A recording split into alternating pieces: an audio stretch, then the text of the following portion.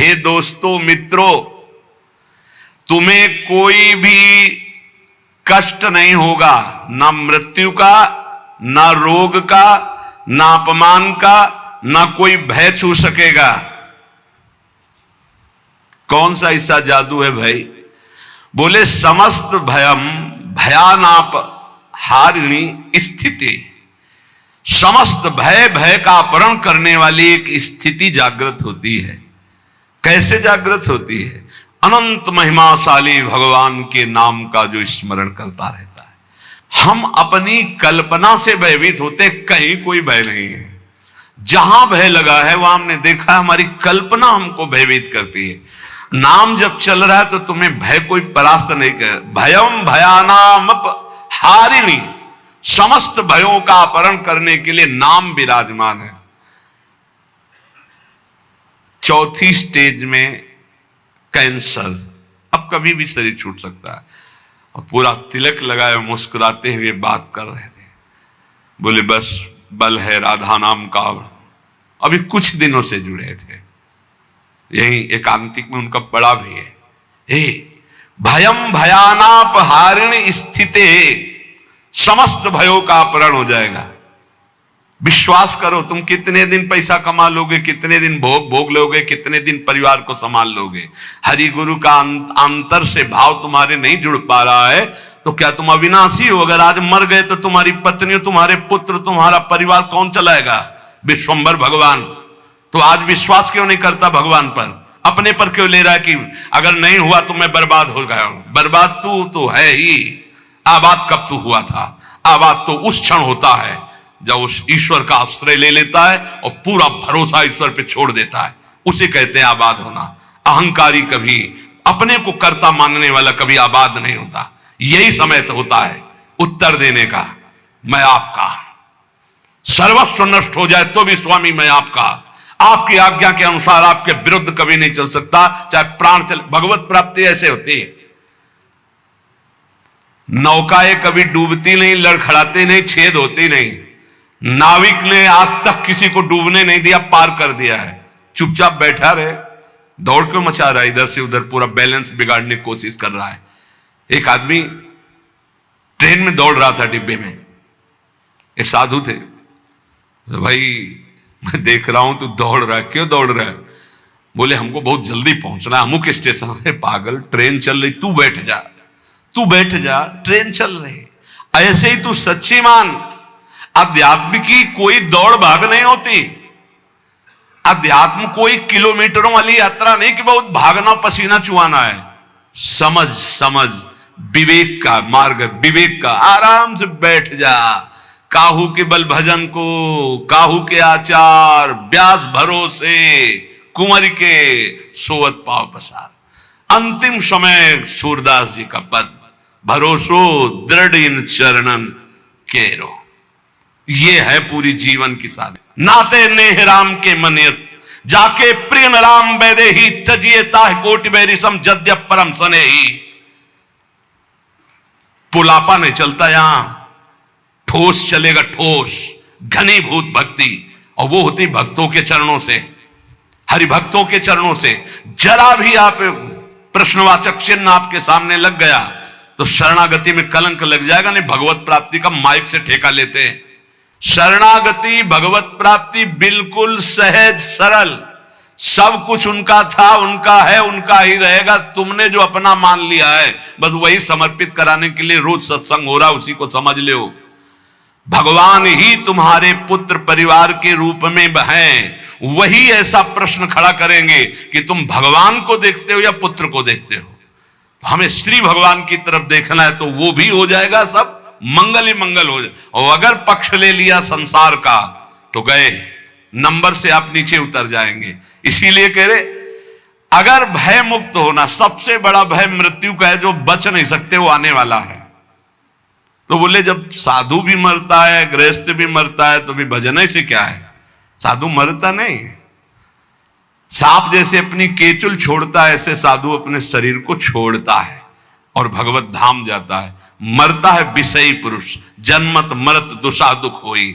इसलिए भयम भयानाप, जो नाना प्रकार के भय, नाना प्रकार के दुख, आपको चिंता शोक, उनसे मुक्त होने के लिए बार बार कहते हैं राधा राधा राधा, नाम जप करो, प्रभु के आश्रित हो जाओ, अपनी चिंता छोड़ो, अपने परिवार की चिंता छोड़ो, भगवत चिंतन करो, बहुत बढ़िया जिम्मेवारी भगवान ले लेंगे। सच्ची मानिए, कर्तव्य छोड़ने की बात नहीं कह रहे हैं, चिंता छोड़ने की। तुम्हारे चिंता करने से होगा, ओवर थिंकिंग, तुम्हारे सोचने से होगा कि हम ये महल बनेगा, महल के ऊपर अटारी चढ़े, फिर ये होगा, फिर वो होगा, फिर वो होगा। तो बोले हम कुछ सोचे ना, नहीं, राधा राधा राधा, वर्तमान में राधा राधा जब जो आगे होता चला जाए उसको करता चला जा, तो जीवन मुक्त हो जाएगा गृहस्थी में रहते हुए।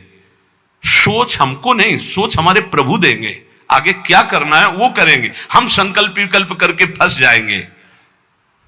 बाले क्रीडन का सक्ता यौवने विषयोन्मुखा अज्ञानयन्त्य शक्त्याः च वार्धकं समुपस्थितम् तस्मात् बाल्ये विवेकात्मा यतेत श्रेयसे सदा बाल्य यौवन वृद्ध्यायैर्देह भावैः संयुतः। सांसारिक जन बाल्यावस्था खेल कूद में व्यतीत कर देते हैं। हम प्रणाम करते हैं उन माता पिता को जो अपने बच्चों को बाल्यावस्था से नाम जपना, समय से उठना, पृथ्वी माता के चरण छूना, सूर्य भगवान को नमस्कार करना, अच्छे अच्छे आचरण सिखाते हैं। आजकल माता पिता नहीं उठते प्रातःकाल, तो बच्चों को क्या उठाएं प्रातःकाल, 11 बजे तक उठते हैं। बाल्ये क्रीडन का शक्त यौवने विषयोन्मुखा, बाल्यावस्था तो खेल कूद में चली गई। जीवन वही धन्य जो भगवान से मिल जाए, वो जीवन किस काम का। आजकल कह रहे हैं कि बाल्य क्रीडन का शक्त, बालकों को तो क्रीड़ा अवस्था में ऐसा लगा दिया कि बाल्यावस्था कब निकल गई पता नहीं चला। यौवने विषयोन्मुखा, यौवन अवस्था भोगों में फंसा दे। अरे भाई, भगवान कृपा करें सबको अच्छे माता पिता मिले। कैसे अच्छे माता पिता? जो भगवान में लगाते हैं, जो सत धर्म में लगाते हैं, जो सत कार्यों में लगाते हैं। बहुत बड़ा योगदान होता है माता का, फिर दूसरा पिता का। सबसे बड़ा गुरु माता, फिर पिता, क्योंकि वही सतमार्ग में चला। गांव में एक बार नाटक आया था दिखाने के लिए, वो क्या कहते हैं, नौटंकी, वो सुल्ताना डाकू, पूरा दिखाया गया। रात भर देखा था, बच्चे थे उस समय। तो जब उसको फांसी की सजा दी गई तो उससे पूछा गया तुम्हारी अंतिम चाहत क्या है? वो हम पूरी जिंदगी भर ध्यान रखा। बोले हमारी माता को हमसे मिला दो। माता को, जे ही माता मिलने आई तो गले लगे और दांत से पूरी नाक काट ली माता की। तो ऑफिसर ने पूछा ये क्यों किया? बोले मुझे आज फांसी के फंदे में चढ़ाने वाली ये है। पहली बार हमने पेंसिल चुराई थी, और जब इसको कहा कि मां मैं पेंसिल चुरा के लाया, तो इसने कहा बहुत अच्छा बेटा, लिखने के काम आएगी। बस उसी दिन से मुझे लगा कि बहुत अच्छा कार्य है, और आज मैं सुल्ताना डाकू बना और मुझे इसकी फांसी की सजा मिल रही। तो सबसे बड़ी अपराधिनी मेरी मां है जो मुझे इस मार्ग में। मां प्रथम गुरु है। आप अपने बच्चे को जैसे गर्भ से शिक्षा, अगर हम प्रार्थना करते हैं गृहस्थ में वो बच्चा गर्भ में आ जाए तो सहवास बंद कर दो, सात्विक भोजन पाओ, भगवत नाम कीर्तन सुनो, भगवत कथा सुनो, महान तीर्थों का भ्रमण करो अगर कर सकते हो, उससे तुम्हारे बालक के बहुत सात्विक संस्कार होंगे। यौवने विषयोन्मुखा, जवानी भोगों में व्यतीत करने के लिए प्रेरणा दी गई, और अंदर और बाहर दोनों से संयोग बने, विषयों से हृदय मलिन हो गया। फिर कह रहे हैं अज्ञा नयंती असक्त्या, जो अगली अवस्था आई बुढ़ापा, वो तो असक्त, इंद्रियां वैसे ही चंचल, मन वैसे ही चंचल, शरीर असक्त। अब वो अंदर बैठे बैठे भोगों का चिंतन कर रहा है, उसकी दुर्गति हो जाती, दुर्गति। इसलिए तस्मात् बाल्ये विवेकात्मा यतेत श्रेयसे सदा, विवेकवान होकर बाल्यावस्था से वो माता पिता धन्य है जो अपने बच्चे को शासन में लेकर, बाल भोग बना रहे, 5 मिनट राधा राधा कीर्तन कर, अभी तुझे पवाते हैं, थोड़ा सा नाम संस्कार डालिए, भगवत कीर्तन का, भगवान नाम जप का, बैठ 5 मिनट बैठ के कथा सुन, देखो सत्संग सुन या स्वयं सुनाने लगे कोई न कोई ग्रंथ की बात, संस्कार पढ़ते हैं, गर्भ से संस्कार पढ़ते। अभिमन्यु जी को गर्भ में ही चक्रव्यूह तोड़ना आ गया था, प्रहलाद जी को गर्भ में ही परम महाभागवत बना दिया था नारद जी ने। अगर आप गर्भस्थ शिशु से शिक्षा प्रारंभ करेंगे तो कोई महान राष्ट्रभक्त महात्मा पैदा होगा। विवेक की पुरुष को चाहिए कि जिस समय बाल्यावस्था है वो पूरे जीवन की अद्भुत शैली बनाने के लिए उसको आप शिक्षा दीजिए। जितने गंदगी व्यसन है वो सब माता पिता के आचरणों का प्रभाव बच्चों पर पड़ता है। बहुत होश में माता पिता अपना व्यवहार रखें, नहीं बच्चे फिर वही जानते हो क्या करते हैं, बुढ़ापे में मार थप्पड़ घर के बाहर कर देते हैं कि तुमने हमको यही शिक्षा दी है आधुनिकता की, भोगों की, विषयों की, तो उसी का सुख लो। इसलिए तदे तद्वो मयाख्यातम यदि जानीत नानृतम तदस्मत् प्रीतये विष्णु स्मृत्याम बंध मुक्तिदहा। मित्रों, मैं तुम लोगों से प्रार्थना कह रहा हूं, तुम झूठ मत समझना। अगर समस्त दुख और बंधनों से छूटना है तो तुम केवल हरि स्मरण प्रारंभ कर दो। उनका स्मरण करने के पश्चात कोई भी विपत्ति उसको परास्त नहीं कर सकती। हरि स्मृति समस्त विपद विमोक्षणम, जितनी विपत्तियां हैं सबसे मुक्त करा देगी। तुम मेरी बात मान लीजिए। तदस्मत् प्रीतये विष्णु स्मृत्याम बंध मुक्तिदा, समस्त बंधनों से मुक्त हो जाओगे, मृत्यु का भय नष्ट हो जाएगा केवल हरि स्मरण। प्रयासः स्मरणे कोश्य स्मृतो यच्छति शोभनम पापक्षयश्च भवति स्मरताम तम अहर्निशम। स्मरण मात्र भगवान का परम मंगल परम कल्याण करता है। क्या जाता है? हरिशरणम हरिशरणम, राम कृष्ण हरि, राधा राधा, हरे नमः। जो पसंद आवे, हमारे भगवान के तो अनंत नाम है, राधा वल्लभ श्री हरिवंश, जो पसंद आवे। खूब नाम कीर्तन, खूब नाम स्मरण। जो नाम स्मरण करता है समस्त मंगल समस्त कल्याण हो जाता है। अब आप बहुत ध्यान याद दीजिए, नाम स्मरण प्रारंभ करेंगे तो दो प्रक्रियाएं होंगी। यदि आपके पाप अधिक हैं तो तत्काल पाप नष्ट होना प्रारंभ हो जाएंगे। अब उसके लिए घटनाएं घटना प्रारंभ हो जाएंगी, विपत्ति, दुख, परेशानियां। आप ऊब मत जाना। और अगर आपके पुण्य अधिक हैं तो पुण्य शुरू हो जाएंगे। ये लाभ, ये लाभ, ये लाभ। तो आप वो नाम जप का लाभ मत मान लेना। वो नाम जप से दुख आ रहा है ऐसा मत मान लेना। वो शुभ अशुभ दोनों को नष्ट करके आपको अखंड आनंद प्रसन्नता की तरफ ले जा रहा है। इसलिए धैर्य चाहिए नाम जापक में। सुख दुख नाम का फल नहीं है, सुख दुख पाप और पुण्य का फल है। आनंद और प्रसन्नता ये नाम का फल है। प्रसन्नता ये ब्रह्म स्वरूप है। प्रसन्नता, हर समय प्रसन्न रहना, ब्रह्मभूता प्रसन्नात्मा। जो रात दिन प्रभु का स्मरण करते हैं उनके सब पाप नष्ट हो जाते हैं। प्रभु में अहर्निश बुद्धि लगने के कारण प्रभु परम सुख समुद्र है, इसलिए वो सुख समुद्र हो जाता है, हर समय सुख में डूबा रहता है। तापत्रयणे भीतम यदे तदखिलम जगत तदा शोचेषु भूतेषु द्वेषम प्राज्ञः करोति कहा। ये संसार तीन तापों से जल रहा है। तुम शोचनीय पुरुषों जैसे जलने के लिए तैयार मत हो। अगर तुम बचना चाहते हो तो बच सकते हो नाम जप के, नहीं तो कैसे कैसे मृत्यु अपहरण कर रही है। बैठे हैं आराम से कुर्सी में, पीछे से पूरी दीवार गिरी, मर गए। एक एक क्षण में मृत्यु तो काल कवल कर रही है। और हम सोच रहे हैं सब कुछ काम हो जाए फिर एक बैठकर भजन करेंगे या तीर्थयाटन करेंगे। मृत्यु तुम्हें तीर्थयाटन और भजन के लिए समय नहीं देगी। आज अभी से भजन शुरू करो। बद्ध वैराणि भूतानि द्वेषम कुर्वन्ति चेततः सुशोच्यान्यति मोहेन व्याप्ता नीति मनीषिणाम। यहां भजन तो करते नहीं, एक दूसरे से वैर कर रहे हैं, एक दूसरे से छल कपट कर रहे हैं, पापाचरण कर रहे हैं, विचारवान कभी किसी से वैर नहीं करता, ये पापाचरण नहीं करता। तुम महामोह से व्याप्त होकर किसी से यहां लेन देन मत कर लेना पाप का। कोई ऐसा पाप कर लिया, कोई वैर कर लिया, आना पड़ेगा। त्रिभुवन में किसी से वैर नहीं होना चाहिए, तब तुम जीवन मुक्त होगे। इसलिए अजात शत्रु होता है भगवान का भक्त। और किसी से कुछ लेना ना देना, मगन रहना, कर्जा ना रहे, नहीं तो आके देना पड़ेगा, आना पड़ेगा। कुछ ना कुछ ऐसा बन करके उसका हिसाब करके तुम्हें यहां से जाना पड़ेगा।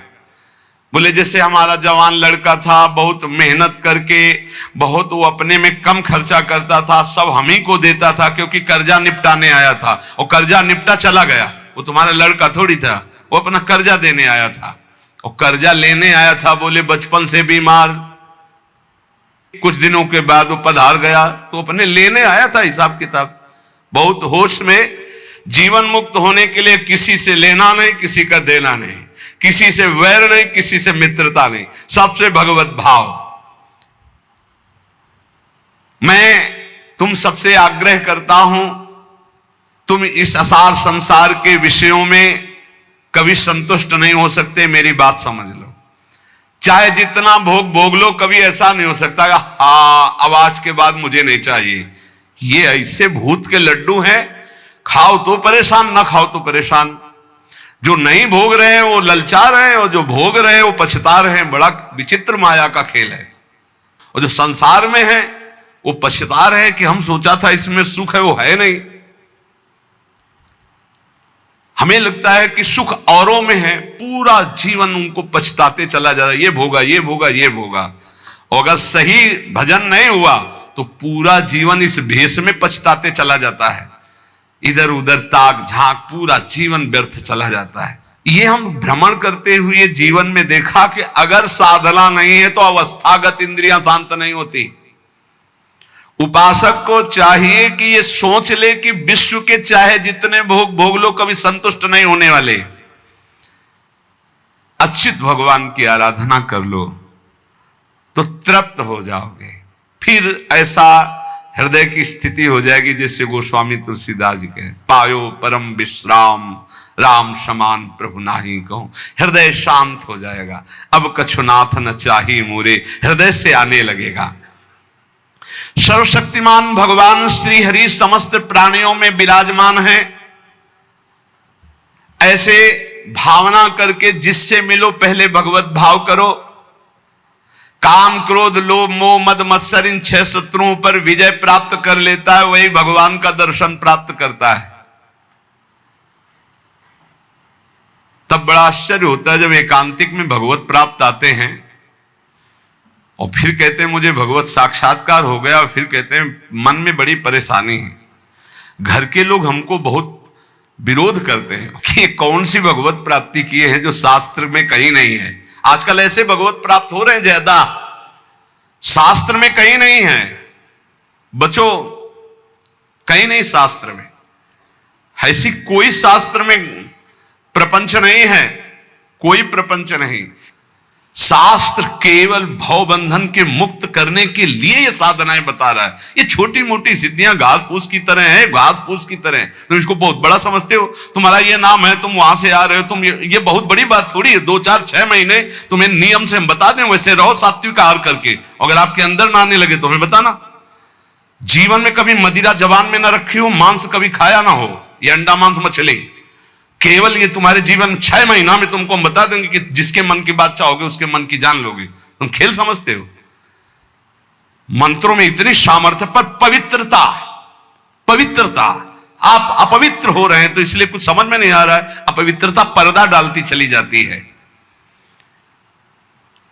ये ढूंढी आश्रम में, शायद आप जानते हैं, ढूंढी आश्रम में बहुत सिद्ध महात्मा है। दर्शन के लिए भागे तो 9:30 बजे तक केवल दर्शन सुबह देते थे। अब गुरु आश्रम से चले तो पर विलंब हो गया, 10 बज गए हमें रास्ते में। बस माता जी का मंत्र एकदम स्मरण किया, हमारा जाना व्यर्थ नहीं होना चाहिए, हमें दर्शन होने चाहिए। आप सच्ची मानिए, अकेले महाराज जी बैठे थे।